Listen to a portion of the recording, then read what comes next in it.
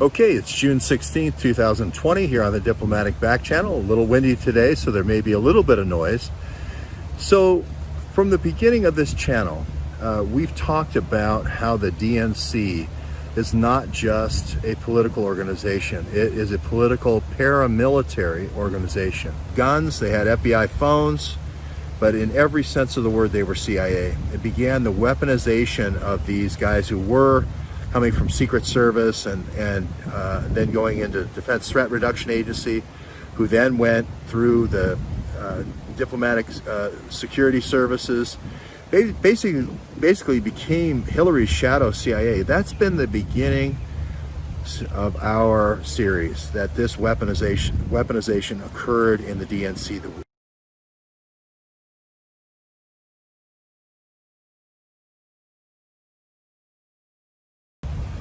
Okay, it's June 16th, 2020 here on the Diplomatic Back Channel. We've talked about how the DNC is not just a political organization. It is a political paramilitary organization.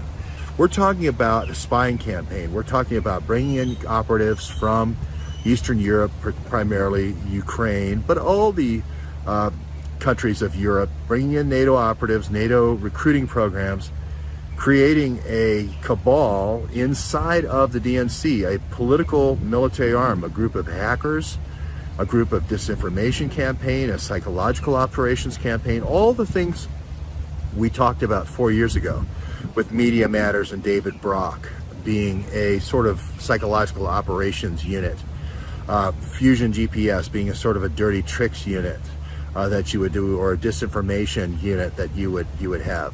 Dmitry Alperovich running a hacking unit with the Fancy Bears and Cozy Bears and all the Pinched Bears and all the different bear hacking teams.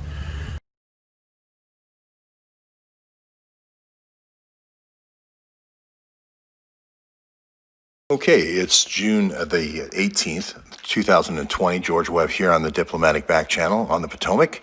And you probably have seen a lot about this guy here, Raz from the Chaz. This is Raz, the warlord from BLM in the Capitol Hill Autonomous Zone near Seattle.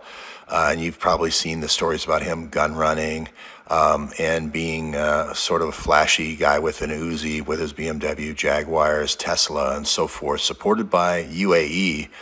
And this is the classic person who a insurgency would use as a figurehead to draw a lot of people to Seattle as recruits for this Antifa insurgency, if you will, almost an Antifa school.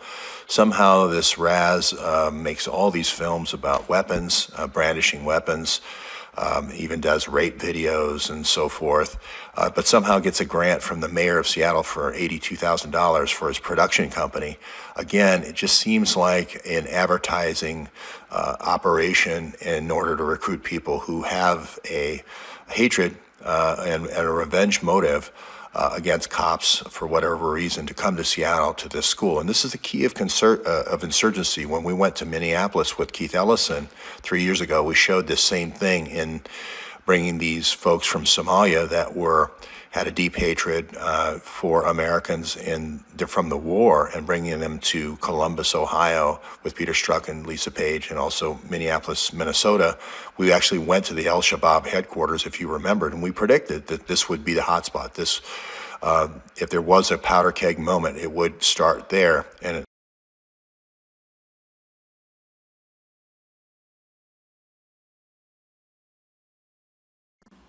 okay, it's September the 19th, 2020. This is George Webb near Washington, D.C. on the Potomac, which I call the Diplomatic Back Channel.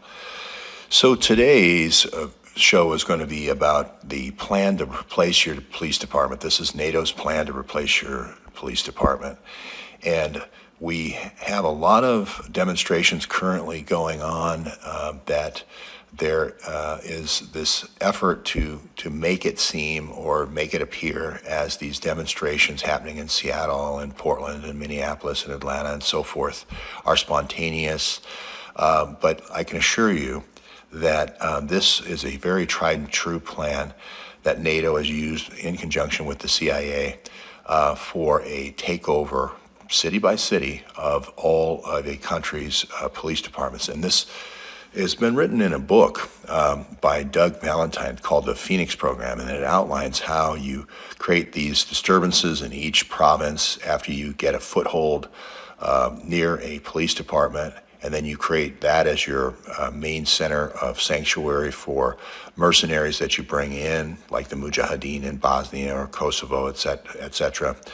And then you go from using your forces that you gain in one foothold, then you move those to the next. So you would go from a Seattle, let's say, to a Portland. And we predicted that, and then that's exactly what's happening today. We looked at the players in this in our series, talking about Carl Bildt and David Petraeus. And the reason why it's important to show the plan is that you don't want to go for these fakes and feints and demonstrations that the generals on the opposite side do, and put all your time, energy, and effort and worry, etc., into the demonstrations or the feints. You want to focus on what's the actual plan, and then devise a defense to that plan. And it turns out it's remarkably easy, and I'll get to that at the end.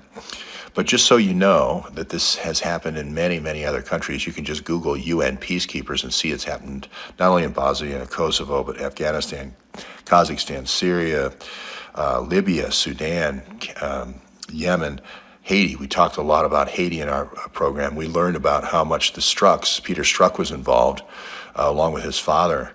And we talked about Congo and Tanzania, Kenya, all these countries, this sort of safari club that the Strucks have in Africa, especially the Horn of Africa, Honduras, Colombia, all over Central and South America. These replacement programs for replacement of police have occurred. And our strategy has always been to identify the players, identify their plans, and identify their players, so that we can defend against them exactly the same way you prepare for a football game or a basketball game.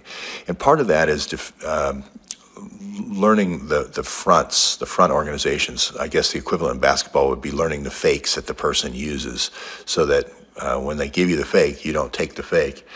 And the big fake here is the Atlantic Council. The Atlantic Council is basically the UN/NATO's rinse to make you think it's not the business council, it's not the war council of NATO. But I can assure you that all the technology being brought back that the US taxpayers are paying for and the money going to NATO is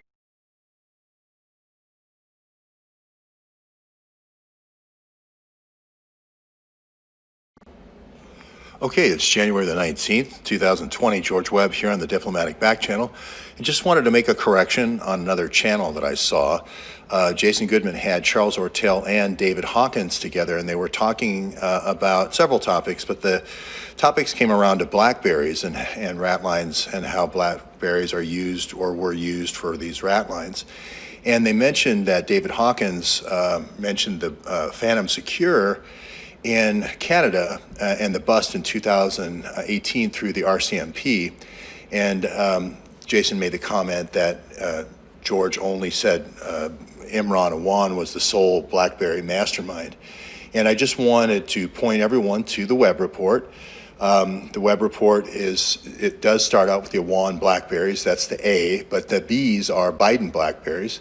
The C's are the CrowdStrike BlackBerries, which is Dmitry Alperovich, and D, we get into the DNC BlackBerries, all of them configured by Dmitry Alperovich. We talk about Gonter is G, for configuring the BlackBerries for Hunter Biden and so forth. So we get into a lot of other people than just Imran Awan. Now, Imran Awan is important, just like Dmitry Alperovich is important, because they control the servers, they control the BlackBerries, and I'm trying to get to the center of this network. So that's why those guys are important.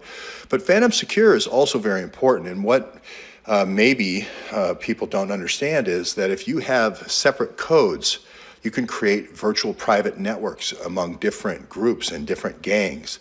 So if you had, let's say you're going to bring in a bunch of Butinas and Bogachevas and Krylovas, a bunch of NATO Oconus lures, you could have one BlackBerry code, which would just let people amongst your group, your enclave, your conclave, to talk to each other securely. No one else could see that. It would be a secure access program. That's why the secure access programs used BlackBerry.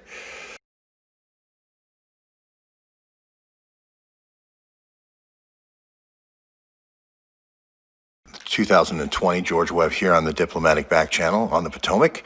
And you probably have seen a lot about this guy here, Raz from the Chaz. This is Raz, the warlord from BLM, motive against whites or against white policemen, to now come to Seattle to be trained. Again, most of the people in Seattle in this autonomous zone are law-abiding folks that want to make a positive change. You can see how the Capitol Hill area is the next huge area that could be developed. And the key landmark I want you to look at is this Cal Anderson reflecting pond area and this ball field, which I believe would be a perfect place to put your insurgency group right next to your police department. And the way these insurgencies work, if you listen to Doug Valentine and so forth, is you have a regular group of state-funded police force, and then you have an irregular army and enclaves and sanctuaries for them. And you establish them right next to, cheek by jowl, right next to the police forces. And you can see that here in this picture, and that will be donated to these groups. And then the people like Raz, or in name as straw buyers and sellers, can then sell it on to Amazon later on. But I see real estate swindle here from a mile away, and I see insurgency here a mile away. Just to